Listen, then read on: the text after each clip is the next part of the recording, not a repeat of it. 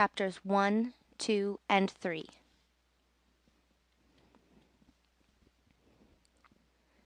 Chapter 1. How many kinds of principalities there are, and by what means they are acquired. All states, all powers that have held and hold rule over men, have been and are either republics or principalities. Principalities are either hereditary, in which the family has been long established, or they are new. The new are either entirely new, as was Milan to Francesco Sforza, or they are, as it were, members annexed to the hereditary state of the prince who has acquired them, as was the kingdom of Naples to that of the King of Spain. Such dominions, thus acquired, are either accustomed to live under a prince or to live in freedom, and are acquired either by the arms of the prince himself, or of others, or else by fortune or by ability. Chapter 2. Concerning hereditary principalities. I will leave out all discussion on republics, inasmuch as in another place I have written of them at length, and will address myself only to principalities. In doing so I will keep to the order indicated above, and discuss how such principalities are to be ruled and preserved. I say at once there are fewer difficulties in holding hereditary states, and those long accustomed to the family of their prince, than new ones. For it is sufficient only not to transgress the customs of his ancestors, and to deal prudently with circumstances as they arise, for a prince of average powers to maintain himself in his state, unless he be deprived of it by some extraordinary and excessive force. And if he should be so deprived of it, whenever anything sinister happens to the usurper, he will regain it. We have in Italy, for example, the Duke of Ferrara, who could not have withstood the attacks of the Venetians in 84, nor those of Pope Julius in 10, unless he had been long established in his dominions.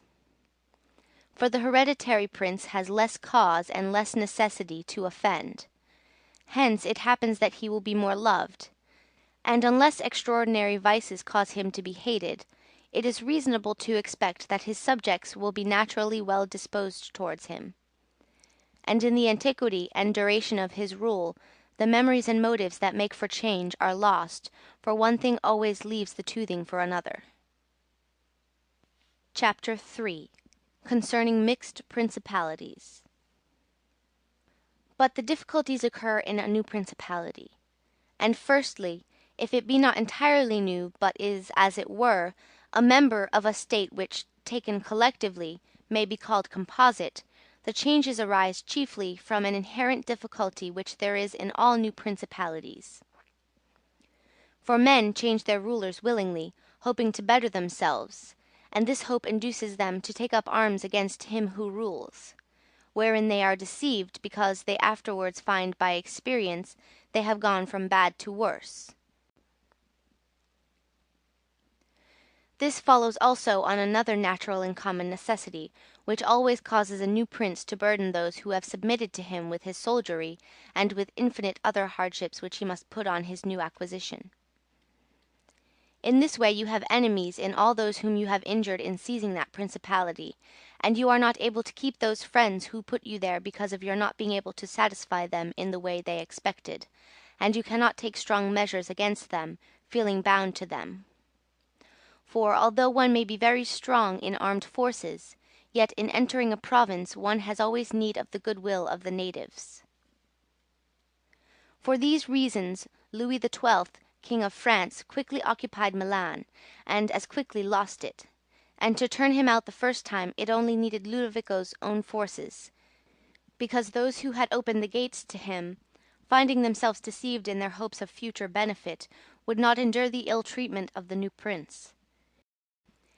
It is very true that, after acquiring rebellious provinces a second time, they are not so lightly lost afterwards, because the prince, with little reluctance, takes the opportunity of the rebellion to punish the delinquents, to clear out the suspects, and to strengthen himself in the weakest places. Thus, to cause France to lose to Milan the first time, it was enough for the Duke Ludovico. Duke Ludovico was Ludovico Moro, a son of Francesco Sforza, who married Beatrice d'Este. He ruled over Milan from 1494 to 1500 and died in 1510. To raise insurrections on the borders. Thus, to cause France to lose Milan the first time, it was enough for Duke Ludovico to raise insurrections on the borders. But to cause him to lose it a second time was necessary to bring the whole world against him, and that his armies should be defeated and driven out of Italy, which followed from the causes above mentioned. Nevertheless, Milan was taken from France both the first and the second time. The general reasons for the first have been discussed.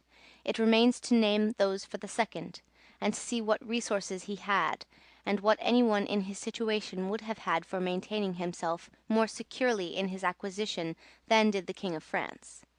Now I say that those dominions which, when acquired, are added to an ancient state by him who acquires them, are either of the same country and language, or they are not. When they are, it is easier to hold them, especially when they have not been accustomed to self-government. And to hold them securely, it is enough to have destroyed the family of the prince who was ruling them. Because the two peoples preserving in other things the old conditions, and not being unlike in customs, will live quietly together, as one has seen in Brittany, Burgundy, Gascony, and Normandy, which have been bound to France for so long a time. And although there may be some difference in language, nevertheless the customs are alike, and the people will easily be able to get on amongst themselves. He who has annexed them, if he wishes to hold them, has only to bear in mind two considerations. The one, that the family of their former lord is extinguished. The other, that neither their laws nor their taxes are altered, so that in a very short time they will become entirely one body with the old principality. But when states are acquired in a country differing in language, customs, or laws, there are difficulties, and good fortune and great energy are needed to hold them, and one of the greatest and most real helps would be that he who has acquired them should go and reside there. This would make his position more secure and durable, as it has made that of the Turk in Greece, who, notwithstanding all the other measures taken by him for holding that state, if he had not settled there, would not have been able to keep it. Because if one is on the spot, disorders are seen as they spring up, and one can quickly remedy them. But if one is not at hand, they are heard of only when they are great, and then one can no longer remedy them. Besides this, the country is not pillaged by your officials. The subjects are satisfied by prompt recourse to the prince. Thus, wishing to be good, they have more cause to love him, and, wishing to be otherwise, to fear him. He who would attack that state from the outside must have the utmost caution. As long as the prince resides there, it can only be wrested from him with the greatest difficulty. The other and better course is to send colonies to one or two places, which may be as keys to that state, for it is necessary either to do this or else to keep there a great number of cavalry and infantry. A prince does not spend much on colonies, for with little or no expense he can send them out and keep them there, and he offends a minority only of the citizens from whom he takes lands and houses to give them to the new inhabitants. And those whom he offends, remaining poor and scattered, are never able to injure him, whilst the rest being uninjured are easily kept quiet, and at the same time are anxious not to err, for fear it should happen to them as it has to those who have been despoiled. In conclusion, I say that these colonies are not costly, they are more faithful, they injure less, and the injured, as has been said, being poor and scattered, cannot hurt. Upon this, one has to remark that men ought either to be well treated or crushed, because they can avenge themselves of lighter injuries, of more serious ones they cannot. Therefore, the injury that is to be done to a man ought to be of such a kind that one does not stand in fear of revenge. But in maintaining armed men there in place of colonies one spends much more, having to consume on the garrison all the income from the state, so that the acquisition turns into a loss, and many more are exasperated because the whole state is injured. Through the shifting of the garrison up and down all become acquainted with hardship, and all become hostile, and they are enemies who, whilst beaten on their own ground, are yet able to do hurt. For every reason, therefore, such guards are as useless as a colony is useful. Again, the prince who holds a country differing in the above respects ought to make himself the head and defender of his less powerful neighbours, and to weaken the more powerful amongst them, taking care that no foreigner as powerful as himself shall, by any accident, get a footing there. For it will always happen that such a one will be introduced by those who are discontented, either through excess of ambition or through fear, as one has seen already. The Romans were brought into Greece by the Aetolians, and in every other country where they obtained a footing they were brought in by the inhabitants. And the usual course of affairs is that, as soon as a powerful foreigner enters a country, all the subject states are drawn to him, moved by the hatred which they feel against the ruling power; so that in respect to those subject states he has not to take any trouble to gain them over to himself, for the whole of them quickly rally to the state which he has acquired there. He has only to take care that they do not get hold of too much power and too much authority, and then with his own forces and with their good will he can easily keep down the more powerful of them, so as to remain entirely master in the country. And he who does not properly manage this business will soon lose what he has acquired, and whilst he does hold it he will have endless difficulties and troubles. The Romans in the countries which they annexed observed closely these measures. They sent colonies and maintained friendly relations with (see remark in the introduction on the word intratenere) the minor powers, without increasing their strength. The Romans, in the countries which they annexed, observed closely these measures. They sent colonies and maintained friendly relations with the minor powers, without increasing their strength. They kept down the greater, and did not allow any strong foreign powers to gain authority. Greece appears to me sufficient for an example. The Achaeans, the Aetolians, were kept friendly by them. The kingdom of Macedonia was humbled. Antiochus was driven out. Yet the merits of the Achaeans and Aetolians never secured for them permission to increase their power. Nor did the persuasions of Philip ever induce the Romans to be his friends without first humbling him, nor did the influence of Antiochus make them agree that he should retain any lordship over the country. Because the Romans did in these instances what all prudent princes ought to do, who have to regard not only present troubles, but also future ones for which they must prepare with every energy, because when foreseen it is easy to remedy them. But if you wait until they approach, the medicine is no longer in time, because the malady has become incurable. For it happens in this, as the physicians say it happens in hectic fever, that in the beginning of the malady it is easy to cure, but difficult to detect; but in the course of time, not having been either detected or treated in the beginning, it becomes easy to detect, but difficult to cure.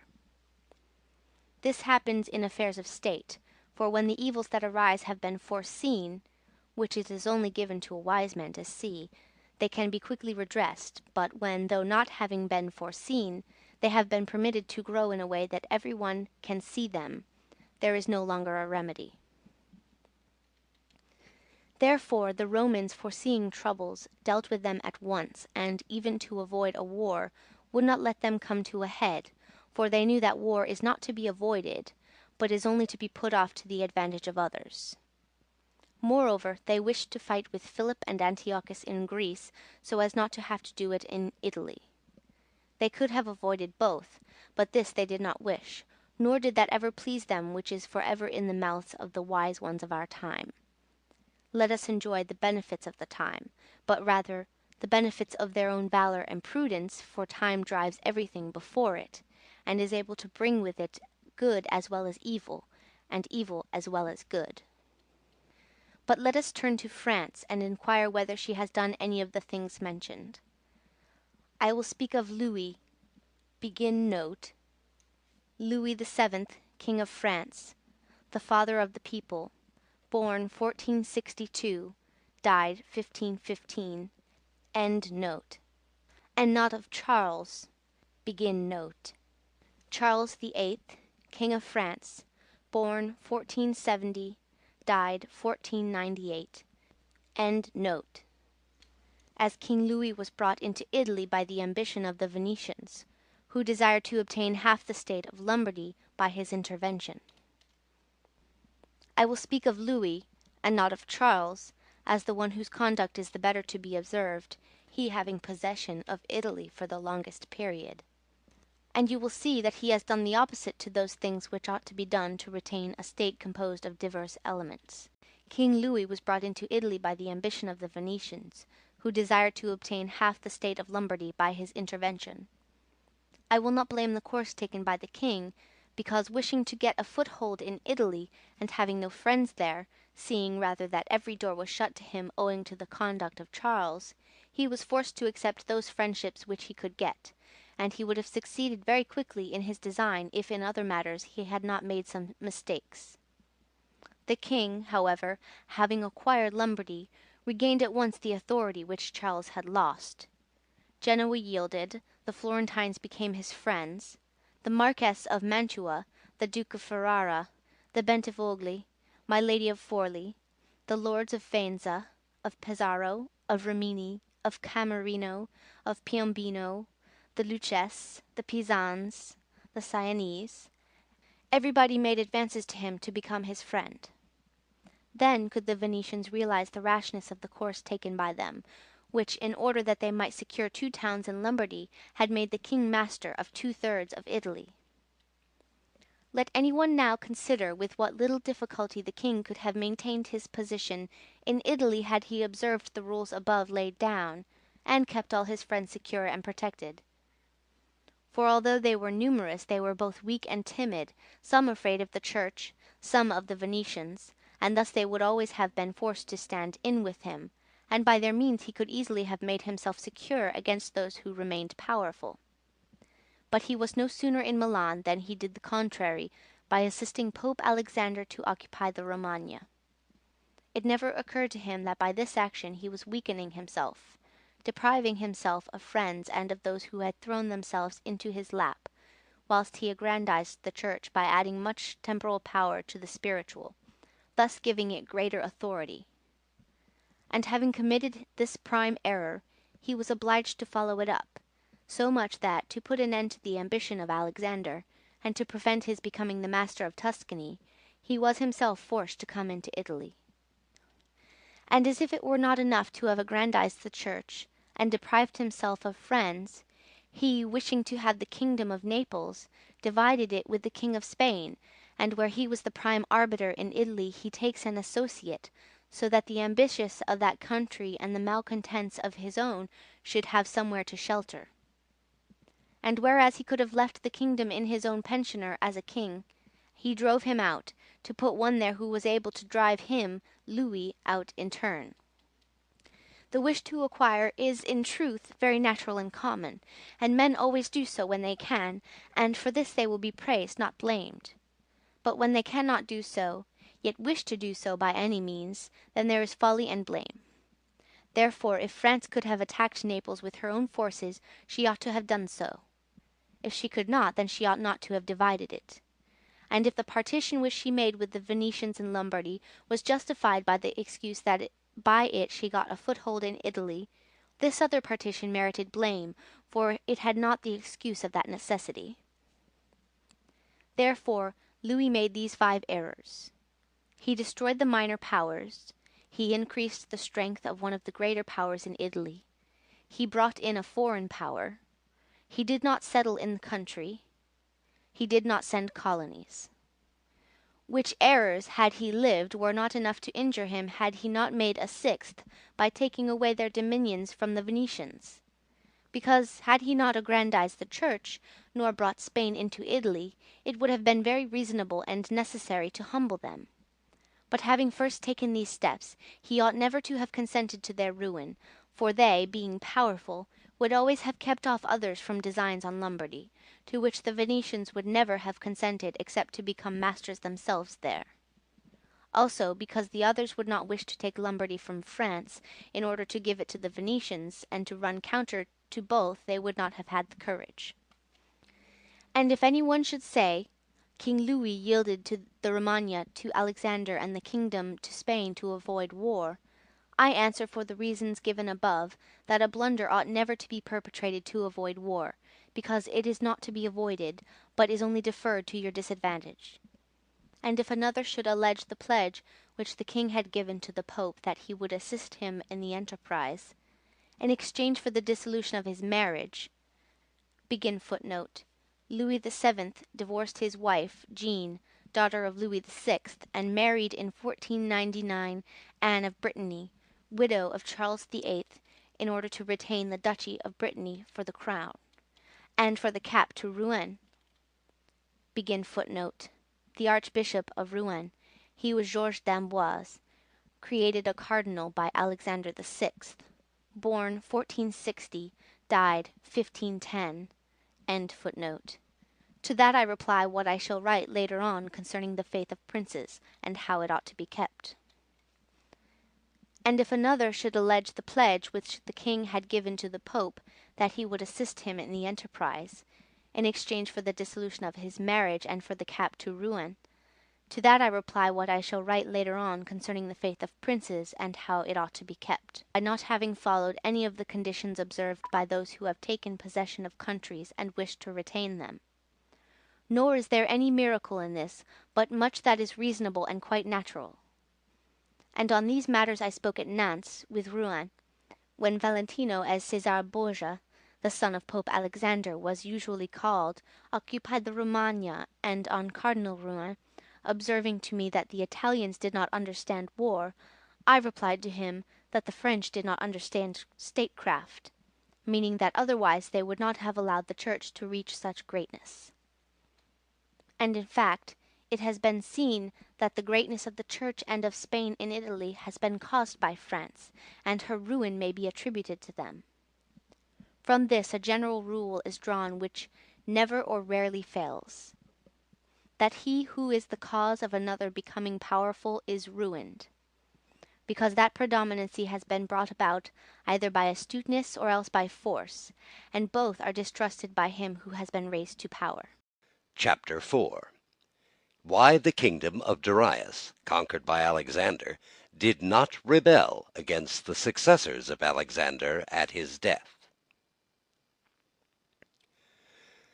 Considering the difficulties which men have had to hold a newly acquired state, some might wonder how, seeing that Alexander the Great became the master of Asia in a few years, and died whilst it was scarcely settled, whence it might appear reasonable that the whole empire would have rebelled, nevertheless his successors maintained themselves, and had to meet no other difficulty than that which arose among themselves from their own ambitions. I answer that the principalities of which one has record are found to be governed in two different ways, either by a prince, with a body of servants who assist him to govern the kingdom as ministers by his favour and permission, or by a prince and barons, who hold that dignity by antiquity of blood, and not by the grace of the prince.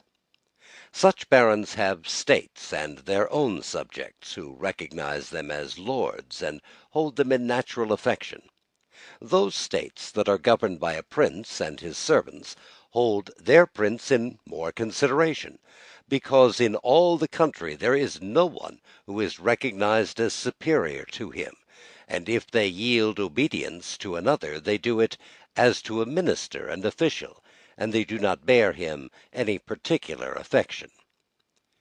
The examples of these two governments in our time are the Turk and the King of France. The entire monarchy of the Turk is governed by one lord. The others are his servants, and, dividing his kingdom into sanjaks, he sends there different administrators, and shifts and changes them as he chooses. But the King of France is placed in the midst of an ancient body of lords, acknowledged by their own subjects, and beloved by them. They have their own prerogatives, nor can the king take these away, except at his peril. Therefore, who considers both of these states will recognize great difficulties in seizing the state of the Turk, but once it is conquered, great ease in holding it. The causes of the difficulties in seizing the kingdom of the Turk are that the usurper cannot be called in by the princes of the kingdom, nor can he hope to be assisted in his designs by the revolt of those whom the Lord has around him. This arises from the reasons given above, for his ministers, being all slaves and bondmen, can only be corrupted with great difficulty, and one can expect little advantage from them when they have been corrupted, as they do not carry the people with them, for the reasons assigned. Hence, he who attacks the Turk must bear in mind that he will find him united, and he will have to rely more on his own strength than on the revolt of others.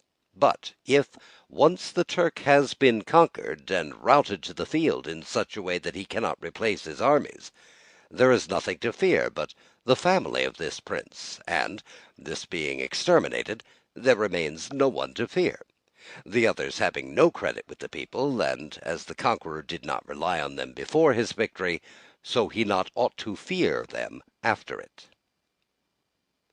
The contrary happens in kingdoms governed like that of France, because one can easily enter there by gaining some baron of the kingdom, for one always finds malcontents and such as desire a change.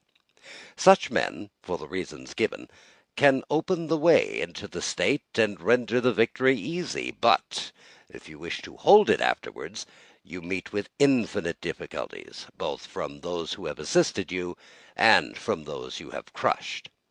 Nor is it enough for you to have exterminated the family of the prince, because the lords that remain make themselves the head of fresh movements against you, and as you are unable to either satisfy or exterminate them, that state is lost whenever time brings the opportunity. Now if you will consider what was the nature of the government of Darius, you will find it similar to the kingdom of the Turk, and therefore it was only necessary for Alexander at first to overthrow him in the field, and then to take the country from him, after which victory, Darius being killed, the state remained secure to Alexander for the above reasons. And if his successors had been united, they would have enjoyed it securely and at their ease, for there were no tumults raised in the kingdom except those they provoked themselves. But it is impossible to hold with such tranquillity states constituted like that of France. Hence arose those frequent rebellions against the Romans in Spain, France, and Greece, owing to the many principalities there were in these states, of which, as long as the memory of them endured, the Romans always held an insecure possession. But with the power and long continuance of empire, the memory of them passed away, and the Romans then became secure possessors. And when fighting afterwards among themselves, each one was able to attach to himself his own parts of the country, according to the authority he had assumed there, and the family of the former lord being exterminated, none other than the Romans were acknowledged. When these things are remembered, no one will marvel at the ease with which Alexander held the empire of Asia, or at the difficulties which others have had to keep an acquisition, such as Pyrrhus and many more. This is not occasioned by the little or abundance of ability in the conqueror, but by the want of uniformity in the subject state. Chapter 5. Concerning the way to govern cities or principalities which lived under their own laws before they were annexed. Whenever those states which have been acquired as stated have been accustomed to live under their own laws and in freedom, there are three courses for those who wish to hold them. The first is to ruin them. The next is to reside there in person. The third is to permit them to live under their own laws, drawing a tribute and establishing within it an oligarchy which will keep it friendly to you. Because such a government, being created by the prince, knows that it cannot stand without his friendship and interest, and does its utmost to support him, and therefore he who would keep the city accustomed to freedom will hold it more easily by means of its own citizens than in any other way. There are, for example, the Spartans and the Romans. The Spartans held Athens and Thebes, establishing there an oligarchy. Nevertheless, they lost them. The Romans, in order to hold Capua, Carthage, and Numatia, dismantled them and did not lose them. They wished to hold Greece as the Spartans held it, making it free and permitting its laws, and did not succeed. So to hold it were compelled to dismantle many cities in the country, for in truth there is no safe way to retain them otherwise than by ruining them.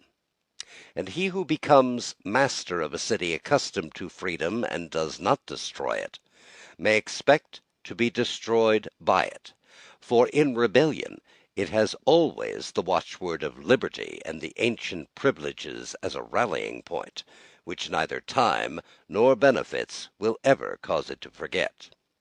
And whatever you may do or provide against, they never forget that name or their privileges, unless they are disunited or dispersed, but at every chance they immediately rally to them, as Pisa after the 100 years she had been held in bondage by the Florentines.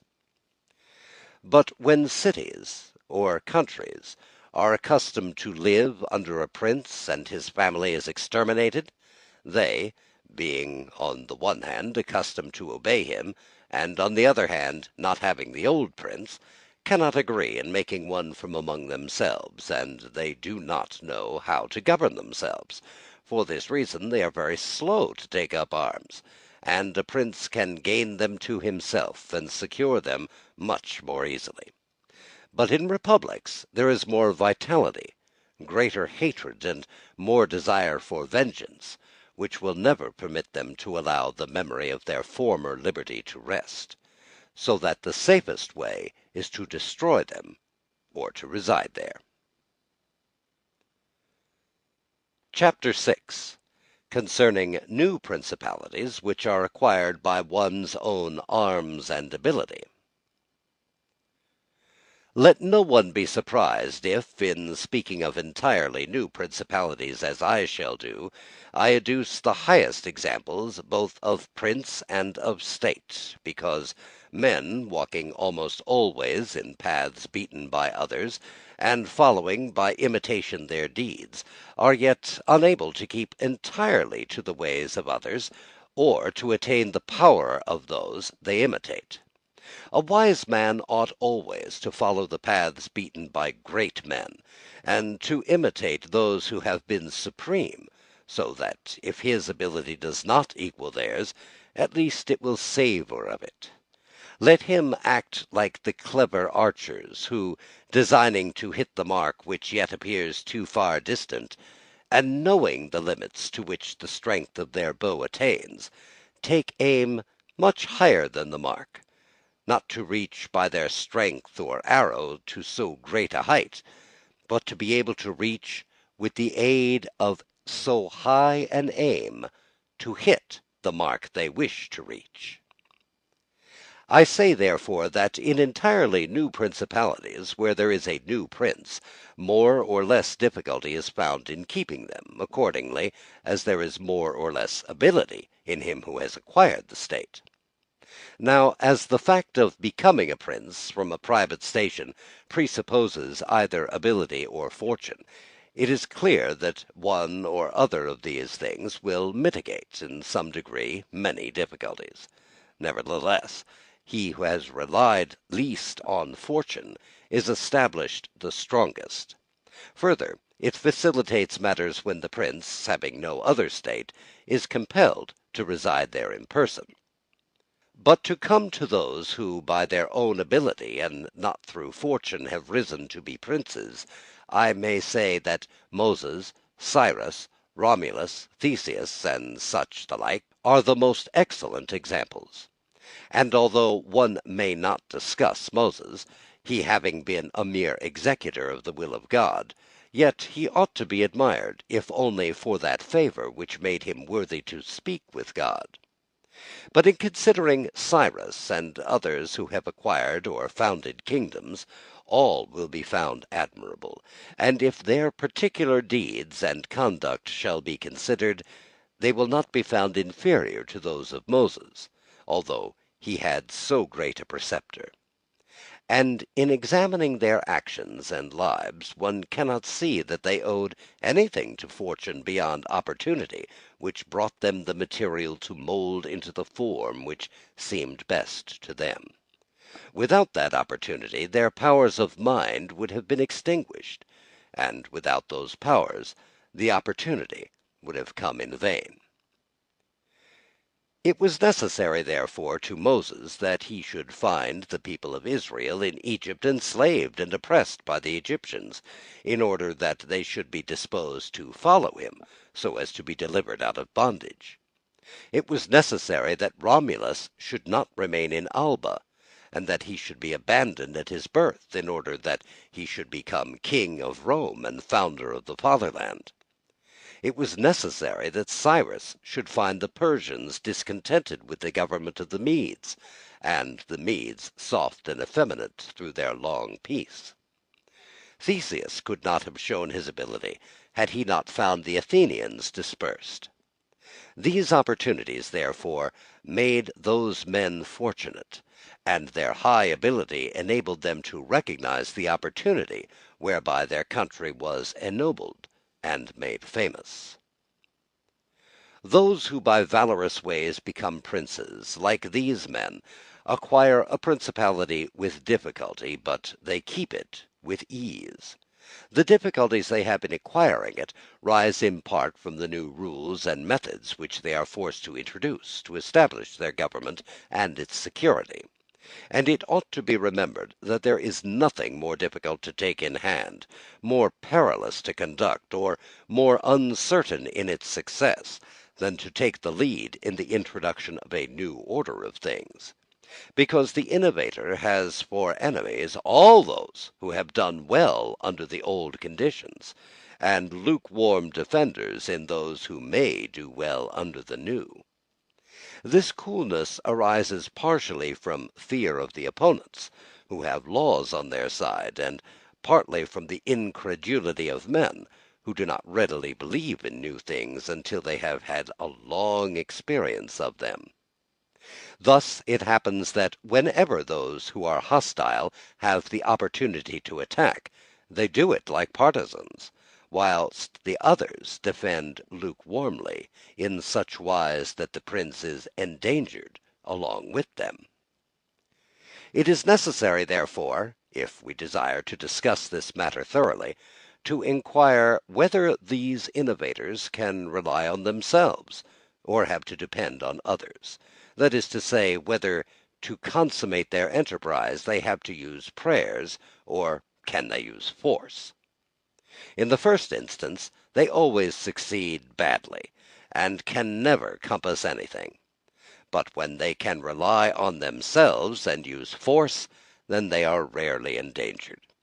Hence it is that all armed prophets have conquered, and the unarmed ones have been destroyed. Besides the reasons mentioned, the nature of the people is variable, and whilst it is easy to persuade them, it is difficult to fix them in that persuasion; and thus it is necessary to take such measures that, even when they believe no longer, it may be possible to make them believe by force. If Moses, Cyrus, Theseus, and Romulus had been unarmed, they could not have enforced their constitutions for long, as happened in our time to Fra Girolamo Savonarola, who was ruined with his new order of things immediately. The multitude believed in him no longer, and he had no means of keeping steadfast those who believed, or of making the unbelievers to believe. Therefore such as these have great difficulties in consummating their enterprises, for all their dangers are in the ascent; yet with ability they will overcome them. But when these are overcome, and those who envied them their success are exterminated, they will begin to be respected, and they will continue afterwards powerful, secure, honored, and happy. To these great examples I wish to add a lesser one. Still it bears some resemblance to them, and I wish it to suffice me for all of the little kind. It is Hiero the Syracusan. The man rose from a private station to be the Prince of Syracuse, nor did he either owe anything to fortune but opportunity, for the Syracusans, being oppressed, chose him for their captain. Afterwards he was rewarded by being made their prince. He was of so great ability, even as a private citizen, that one who writes of him says he wanted nothing but a kingdom to be a king. This man abolished the old soldiery, organized the new, gave up old alliances, made new ones, and, as he had his own soldiers and allies, on such foundations he was able to build any edifice. Thus, whilst he had endured much trouble in acquiring, he had but little in keeping. Chapters 7 and 8. Chapter 7. Concerning new principalities, which are acquired either by the arms of others or by good fortune. Those who solely by good fortune become princes from being private citizens have little trouble in rising, but much in keeping atop. They have not any difficulties on the way up, because they fly, but they have many when they reach the summit. Such are those to whom some state is given either for money or by the favour of him who bestows it, as happened to many in Greece, in the cities of Ionia and in the Hellespont, where princes were made by Darius, in order that they might hold the cities both for his security and his glory, as also were those emperors who, by the corruption of the soldiers, from being citizens came to empire. Such stand simply elevated upon the goodwill and the fortune of him who has elevated them, two most inconstant and unstable things. Neither have they the knowledge required for the position, because, unless they are men of great worth and ability, it is not reasonable to expect that they should know how to command, having always lived in a private condition. Besides, they cannot hold it because they have not forces which they can keep friendly and faithful. States that rise unexpectedly, then, like all other things in nature which are born and grow rapidly, cannot leave their foundations and correspondencies. Note: le radici e corrispondenze, their roots, that is, foundations, and correspondencies or relations with other states, a common meaning of correspondence and correspondency in the 16th and 17th centuries. End note. Cannot leave their foundations and correspondencies fixed in such a way that the first storm will not overthrow them, unless, as is said, those who unexpectedly become princes are men of so much ability that they know they have to be prepared at once to hold that which fortune has thrown into their laps, and that these foundations, which others have laid before they became princes, they must lay afterwards. Concerning these two methods of rising to be a prince by ability or fortune, I wish to adduce two examples within our own recollection, and these are Francesco Sforza and Cesare Borgia. Note: Francesco Sforza, born 1401, died 1466. He married Bianca Maria Visconti, a natural daughter of Filippo Visconti, the Duke of Milan, on whose death he produced his own elevation to the duchy. Machiavelli was the accredited agent of the Florentine Republic to Cesare Borgia, 1478 to 1507, during the transactions which led up to the assassinations of the Orsini and Vitelli at Sinigalia, and along with his letters to his chiefs in Florence he has left an account, written 10 years before the prince, of the proceedings of the Duke in his descrizione del modo tenuto dal Duca Valentino nello ammazzare Vitellozzo Vitelli, etc., a translation of which is appended to the present work. End note.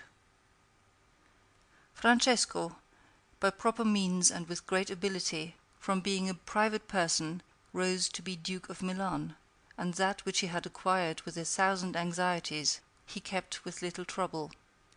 On the other hand, Cesare Borgia, called by the people Duke Valentino, acquired his state during the ascendancy of his father, and on its decline he lost it, notwithstanding that he had taken every measure and done all that ought to be done by a wise and able man to fix firmly his roots in the states which the arms and fortunes of others had bestowed on him.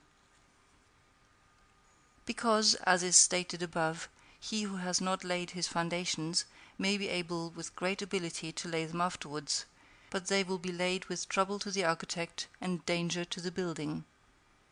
If, therefore, all the steps taken by the Duke be considered, it will be seen that he laid solid foundations for his future power, and I do not consider it superfluous to discuss them, because I do not know what better precepts to give a new prince than the example of his actions, and if his dispositions were of no avail, that was not his fault, but the extraordinary and extreme malignity of fortune.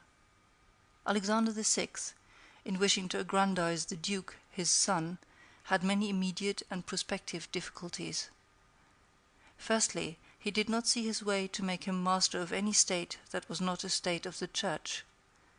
And if he was willing to rob the Church, he knew that the Duke of Milan and the Venetians would not consent, because Faenza and Rimini were already under the protection of the Venetians. Besides, he saw the arms of Italy, especially those by which he might have been assisted, in hands that would fear the aggrandizement of the Pope, namely the Orsini and Colonnesi and their following. It behoved him, therefore, to upset this state of affairs and embroil the powers, so as to make himself securely master of part of their states. This was easy for him to do, because he found the Venetians, moved by other reasons, inclined to bring back the French into Italy. He would not only oppose this, but he would render it more easy by dissolving the former marriage of King Louis. Therefore the king came into Italy with the assistance of the Venetians and the consent of Alexander. He was no sooner in Milan than the Pope had soldiers from him for the attempt on the Romagna, which yielded to him the reputation of the king. The Duke, therefore, having acquired the Romagna and beaten the Colonnesi, while wishing to hold that and to advance further, was hindered by two things.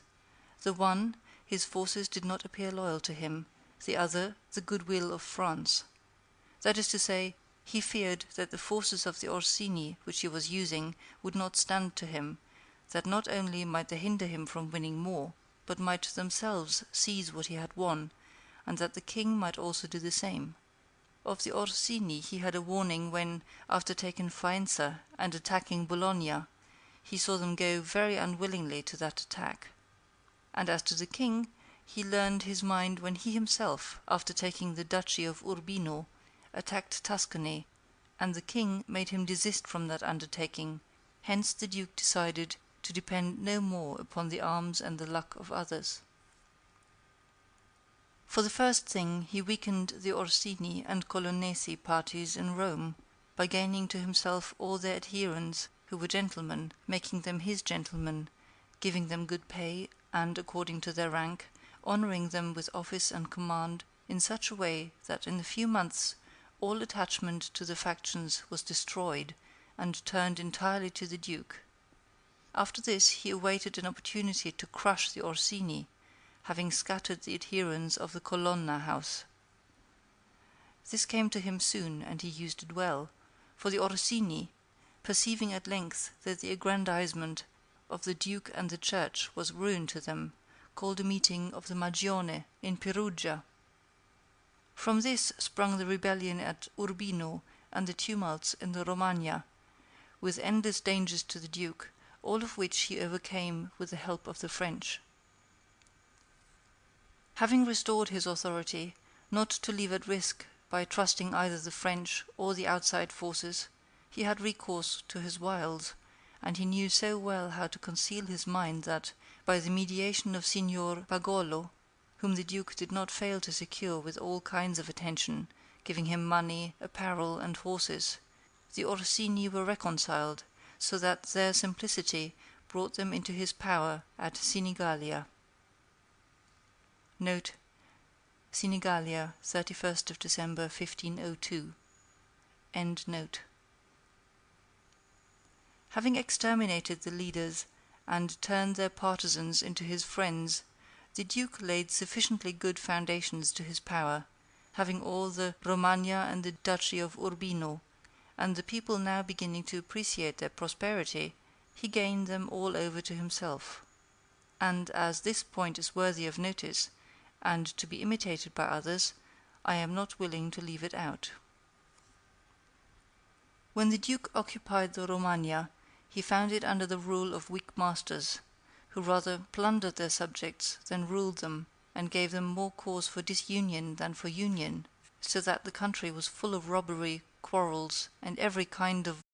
And so, wishing to bring back peace and obedience to authority, he considered it necessary to give it a good governor. Thereupon he promoted Messer Ramino d'Orco. Note: Ramino d'Orco, Ramiro de l'Orqua. End note. A swift and cruel man, to whom he gave the fullest power.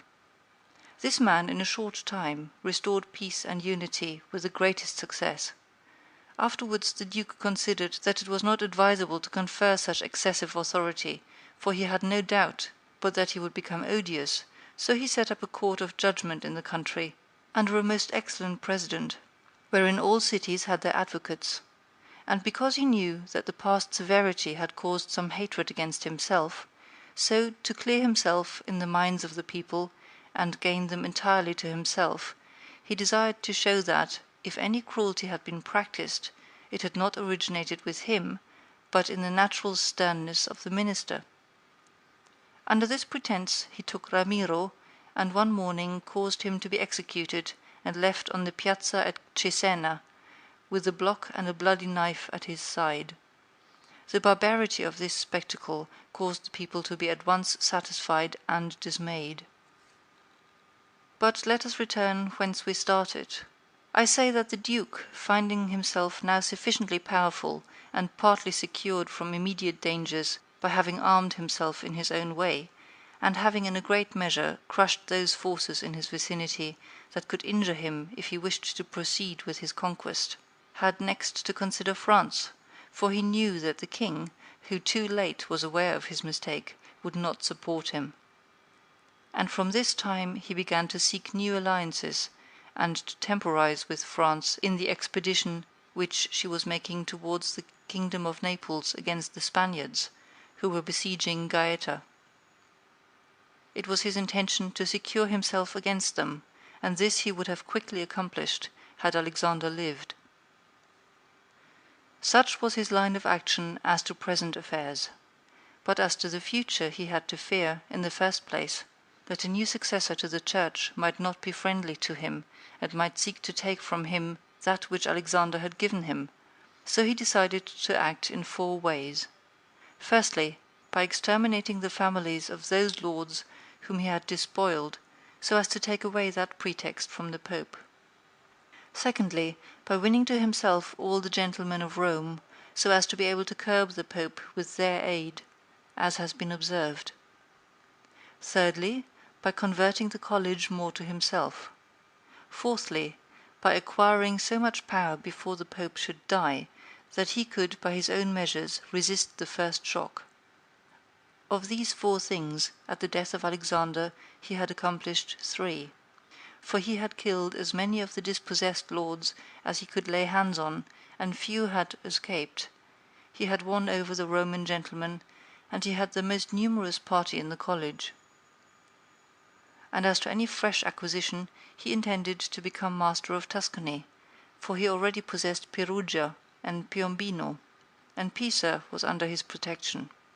And as he had no longer to study France, for the French were already driven out of the kingdom of Naples by the Spaniards, and in this way both were compelled to buy his goodwill.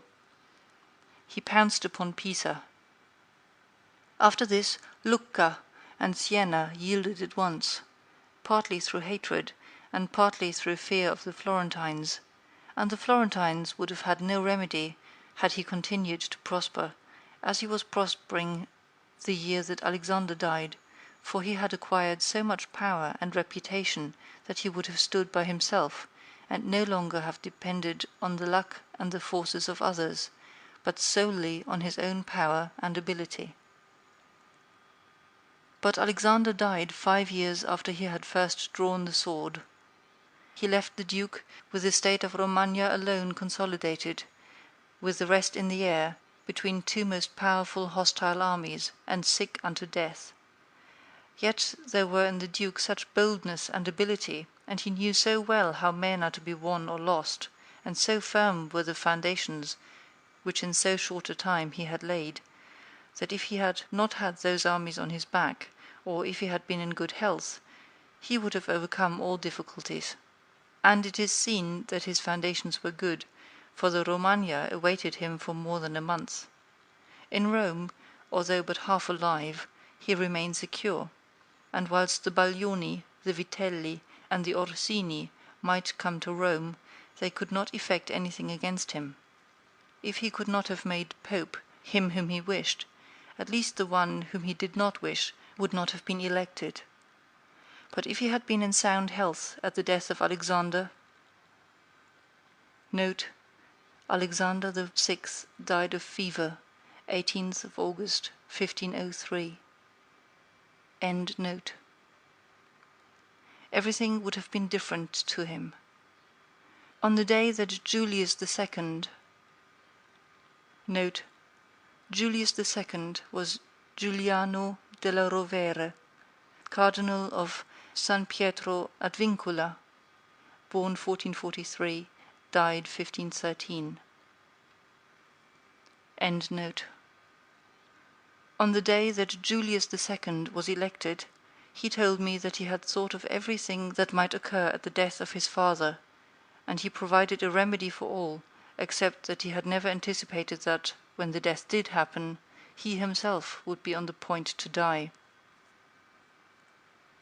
When all the actions of the duke are recalled, I do not know how to blame him, but rather it appears to be, as I have said, that I ought to offer him for imitation to all those who, by the fortune or the arms of others, are raised to government; because he, having a lofty spirit and far-reaching aims, could not have regulated his conduct otherwise, and only the shortness of the life of Alexander and his own sickness frustrated his designs.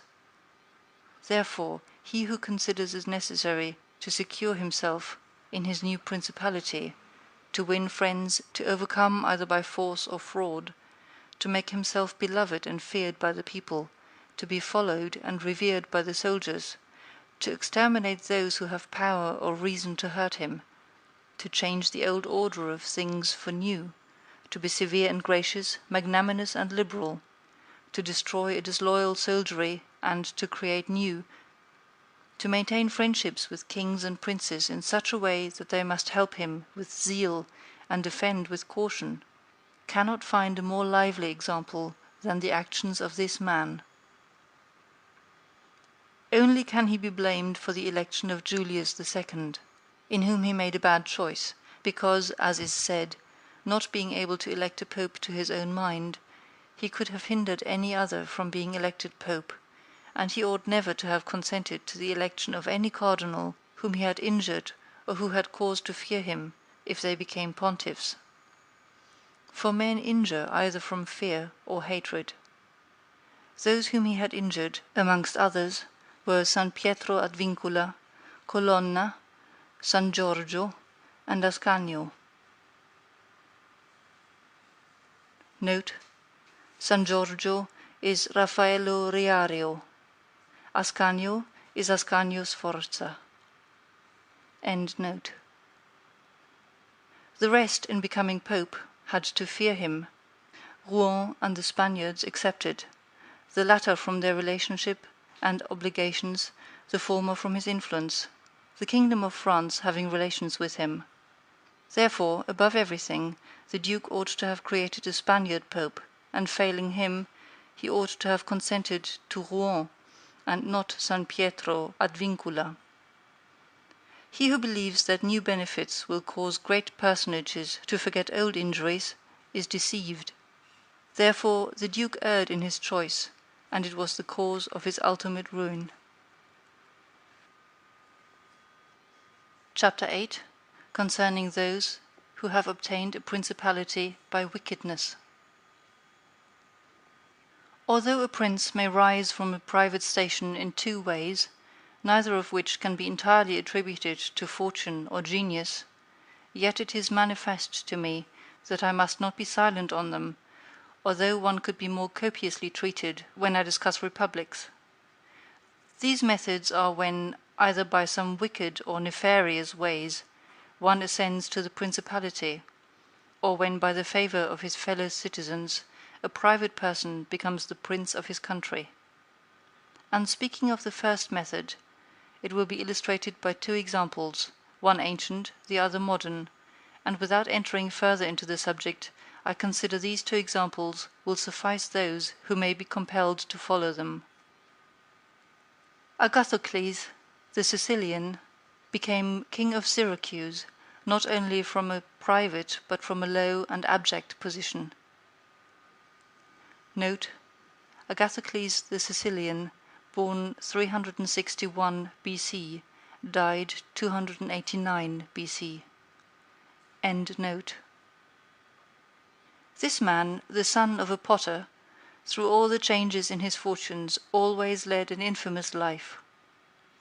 Nevertheless, he accompanied his infamies with so much ability of mind and body that, having devoted himself to the military profession, he rose through its ranks to be praetor of Syracuse. Being established in that position, and having deliberately resolved to make himself prince and to seize by violence, without obligation to others, that which had been conceded to him by assent, he came to an understanding for the purpose with Amilcar, the Carthaginian, who with his army was fighting in Sicily. One morning he assembled the people and the Senate of Syracuse, as if he had to discuss with them things relating to the Republic, and at a given signal the soldiers killed all the senators and the richest of the people. These dead, he seized and held the princedom of that city without any civil commotion. And although he was twice routed by the Carthaginians and ultimately besieged, yet not only was he able to defend his city, but leaving part of his men for its defence, with the others he attacked Africa, and in a short time raised the siege of Syracuse. The Carthaginians, reduced to extreme necessity, were compelled to come to terms with Agathocles, and leaving Sicily to him, had to be content with the possession of Africa. Therefore, he who considers the actions and the genius of this man will see nothing, or little, which can be attributed to fortune, inasmuch as he attained preeminence, as is shown above, not by the favour of any one, but step by step in the military profession, which steps were gained with 1,000 troubles and perils, which were afterwards boldly held by him with even more hazardous dangers. Yet it cannot be called talent to slay fellow citizens, to deceive friends, to be without faith, without mercy, without religion. Such methods may gain empire, but not glory. Still, in the courage of Agathocles, in entering into and extricating himself from the dangers be considered, together with his greatness of mind in enduring and overcoming hardships, it cannot be seen why he should be esteemed less than the most notable captain. Nevertheless, his barbarous cruelty and inhumanity with infinite wickedness do not permit him to be celebrated among the most excellent men. What he achieved cannot be attributed either to fortune or genius. In our times, during the rule of Alexander VI, Oliverotto da Fermo, having been left an orphan many years before, was brought up by his maternal uncle, Giovanni Fogliani, and in the early years of his youth sent to fight under Pagolo Vitelli, that, being trained under his discipline, he might attain some high position in the military profession. After Pagolo died, he fought under his brother Vitellozzo, and in a very short time, being endowed with wit and a vigorous body and mind, he became the first man in his profession. But it appearing a paltry thing to serve under others, he resolved, with the aid of some citizens of Fermo, to whom the slavery of their country was dearer than its liberty, and with the help of the Vitelleschi, to seize Fermo. So he wrote to Giovanni Fogliani that, having been away from home for many years, he wished to visit him and his city, and in some measure to look upon his patrimony. And although he had not labored to acquire anything except honor, yet in order that the citizens should see he had not spent his time in vain, he desired to come honorably, so would be accompanied by 100 horsemen, his friends and retainers. And he entreated Giovanni to arrange that he should be received honorably by the Fermians, all of which would be not only to his honor, but also to that of Giovanni himself, who had brought him up. Giovanni, therefore, did not fail in any attentions due to his nephew, and he caused him to be honorably received by the Fermians, and he lodged him in his own house, where, having passed some days, and having arranged what was necessary for his wicked designs, Oliverotto gave a solemn banquet to which he invited Giovanni Fogliani and the chiefs of Fermo. When the viands and all other entertainments that are usual in such banquets were finished, Oliverotto artfully began certain grave discourses, speaking of the greatness of Pope Alexander and his son Cesare, and of their enterprises, to which discourse Giovanni and others answered, but he rose at once, saying that such matters ought to be discussed in a more private place, and he betook himself to a chamber, whither Giovanni and the rest of the citizens went in after him. No sooner were they seated than soldiers issued from secret places and slaughtered Giovanni and the rest. After these murders, Oliverotto, mounted on horseback, rode up and down the town and besieged the chief magistrate of the place, so that in fear the people were forced to obey him and to form a government, of which he made himself the prince. He killed all the malcontents which were able to injure him, and strengthened himself with new civil and military ordinances, in such a way that in the year during which he held the principality, not only was he secure in the city of Fermo, but he had become formidable to all his neighbors. And his destruction would have been as difficult as that of Agathocles, if he had not allowed himself to be overreached by Cesare Borgia, who took him with the Orsini and Vitelli at Sinigalia, as was stated above. Thus 1 year after which he had committed this parricide, he was strangled, together with Vitellozzo, whom he had made his leader in valor and wickedness.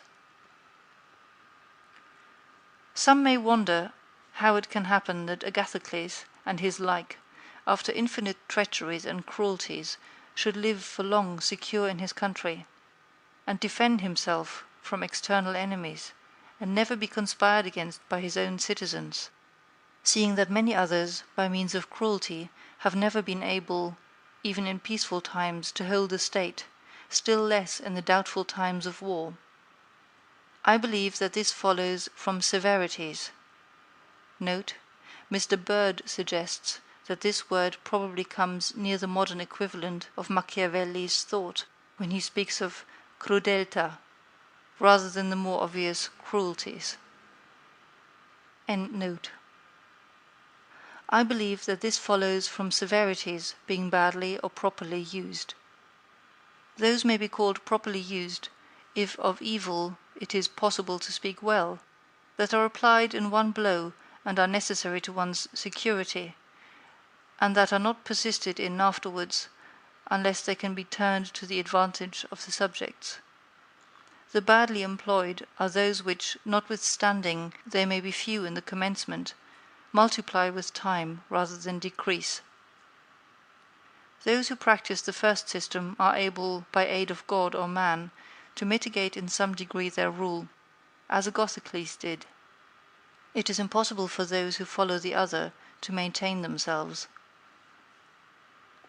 Hence it is to be remarked that, in seizing a state, the usurper ought to examine closely into all those injuries which it is necessary for him to inflict, and to do them all at one stroke, so as not to have to repeat them daily, and thus by not unsettling men he will be able to reassure them, and win them to himself by benefits.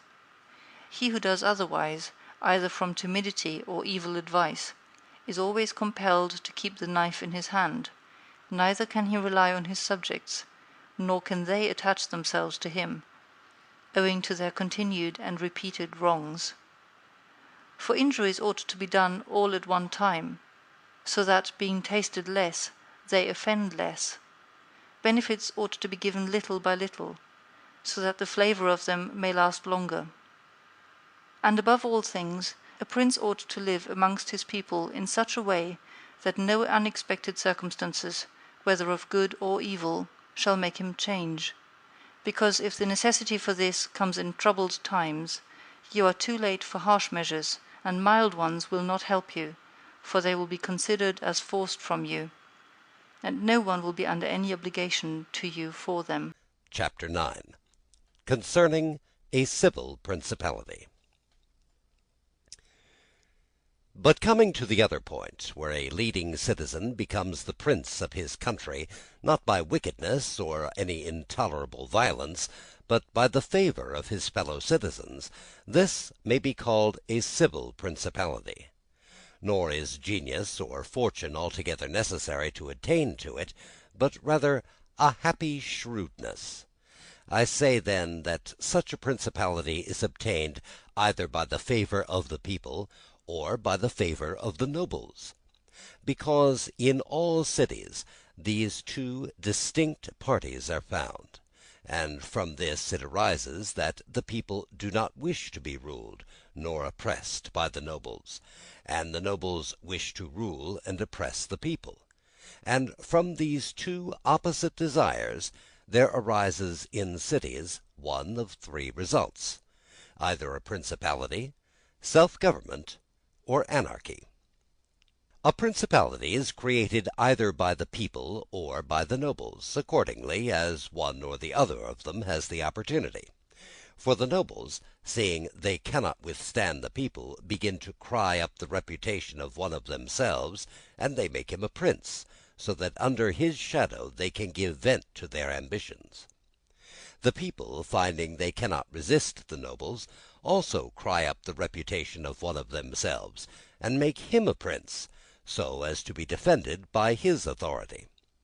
He who obtains sovereignty by the assistance of the nobles maintains himself with more difficulty than he who comes to it by the aid of the people, because the former finds himself with many around him who consider themselves his equals, and because of this he can neither rule nor manage them to his liking.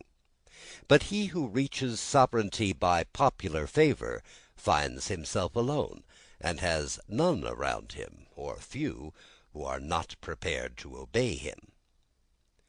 Besides this, one cannot by fair dealing and without injury to others satisfy the nobles, but you can satisfy the people, for their object is more righteous than that of the nobles, the latter wishing to oppress, while the former only desire not to be oppressed. It is to be added that a prince can never secure himself against a hostile people because of their being too many, whilst from the nobles he can secure himself, as they are few in number. The worst that a prince may expect from a hostile people is to be abandoned by them, but from hostile nobles he has not only to fear abandonment, but also that they will rise against him, for they, being in these affairs more far-seeing and astute, always come forward in time to save themselves, and to obtain favours from him whom they expect to prevail. Further, the prince is compelled to live always with the same people, but he can do well without the same nobles, being able to make and unmake them daily, and to give or take away authority when it pleases him. Therefore, to make this point clearer, I say that the nobles ought to be looked at mainly in two ways.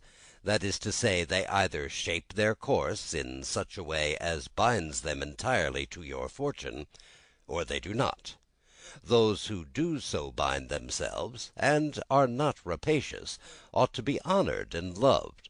Those who do not bind themselves may be dealt with in two ways.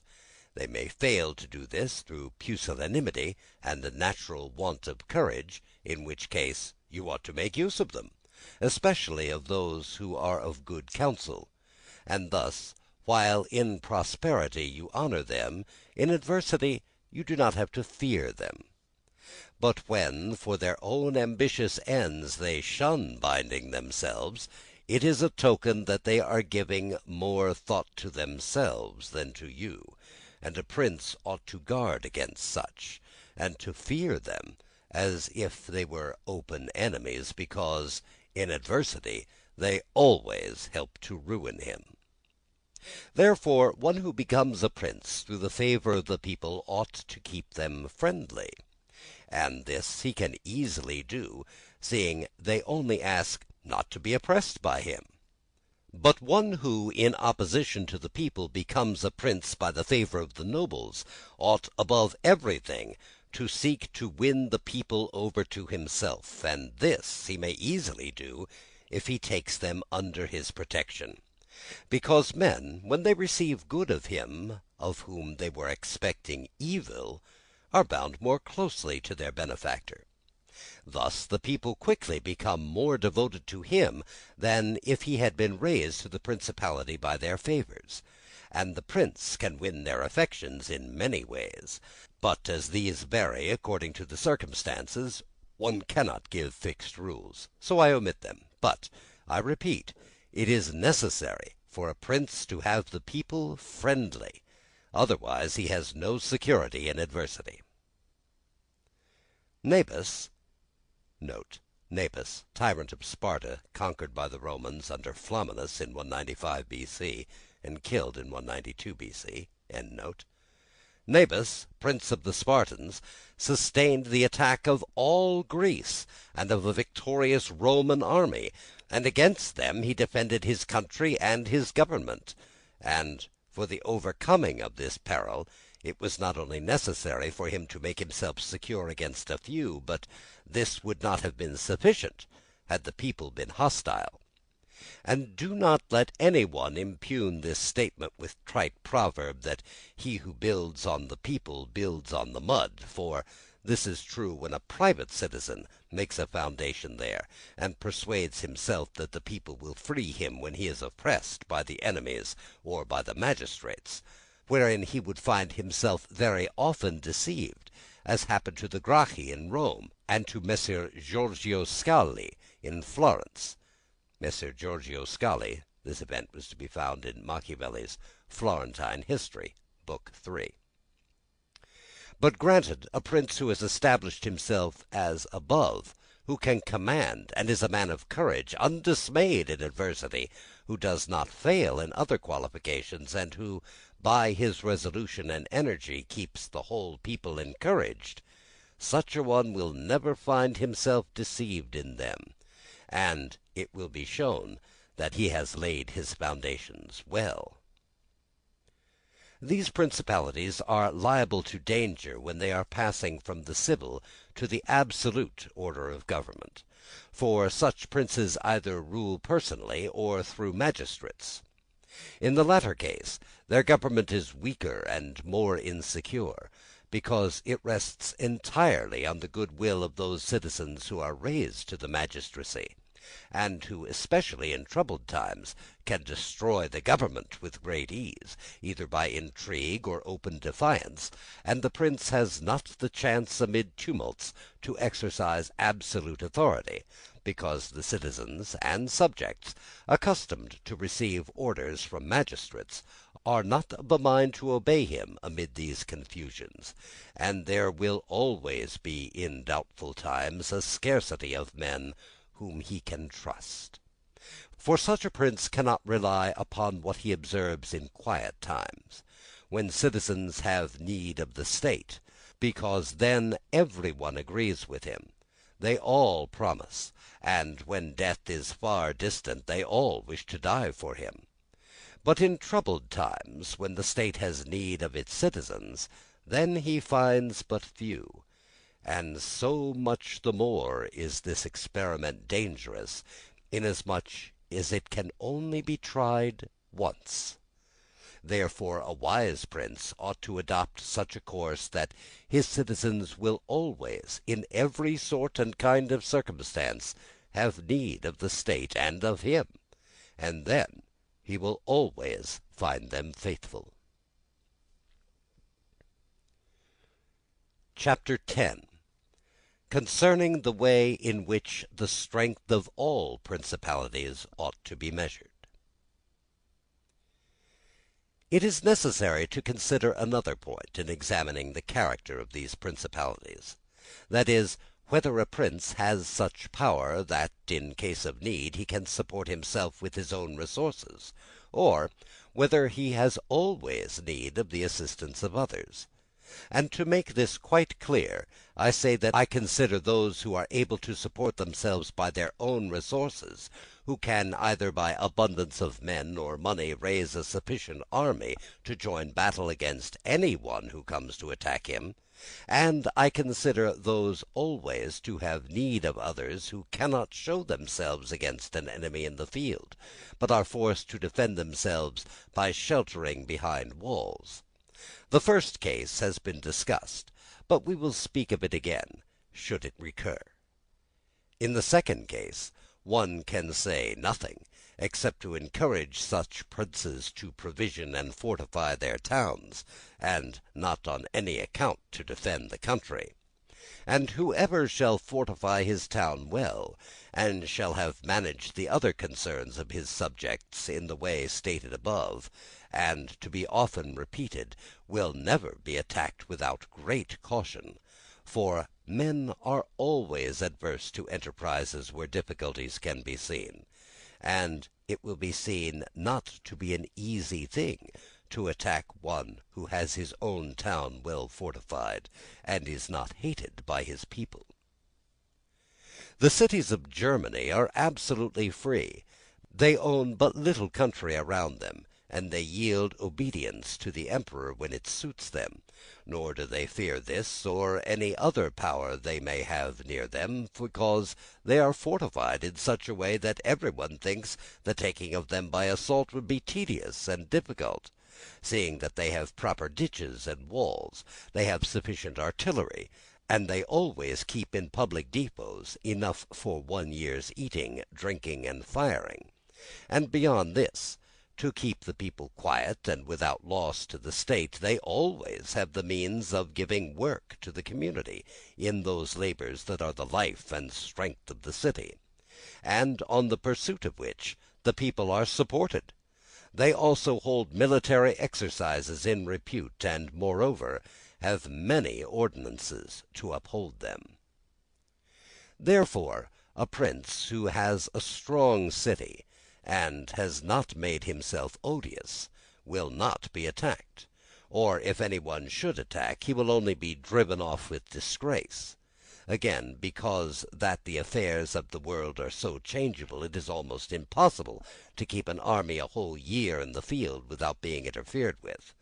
And whoever should reply, if the people have property outside the city and see it burnt, they will not remain patient, and the long siege and self-interest will make them forget their prince. To this I answer that a powerful and courageous prince will overcome all such difficulties by giving at one time hope to his subjects that the evil will not be for long, and another time fear of the cruelty of the enemy, then preserving himself adroitly from those subjects who seem to him to be too bold.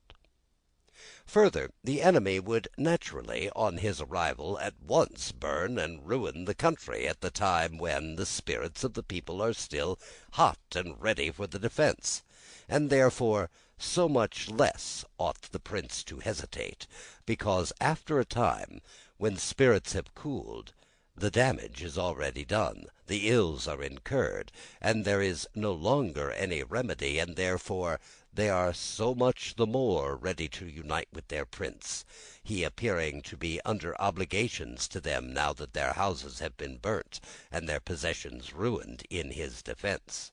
For it is the nature of men to be bound by the benefits they confer as much as by those they receive. Therefore, if everything is well considered, it will not be difficult for a wise prince to keep the minds of his citizens steadfast from first to last, when he does not fail to support and defend them. Chapter 11. Concerning ecclesiastical principalities.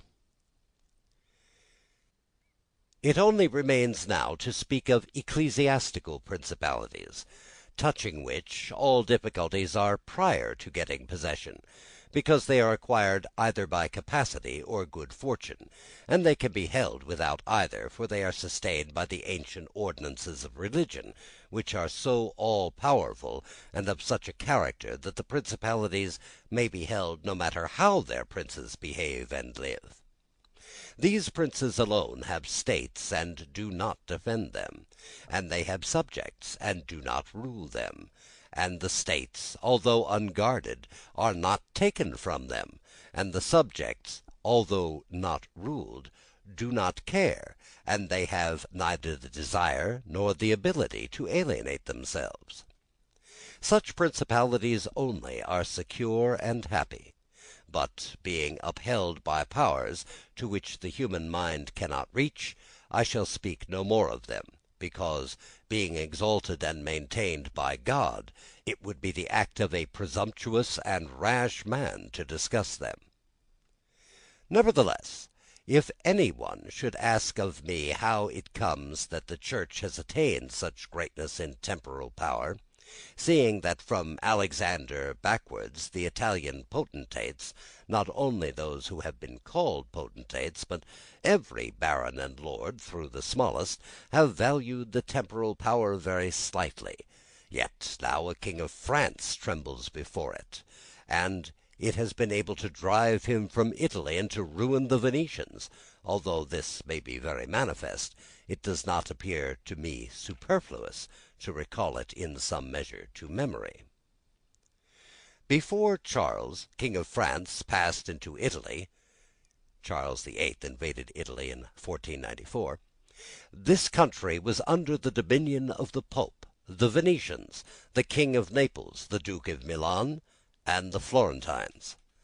These potentates had two principal anxieties: the one, that no foreigner should enter Italy under arms; the other, that none of themselves should seize more territory. Those about whom there was the most anxiety were the Pope and the Venetians.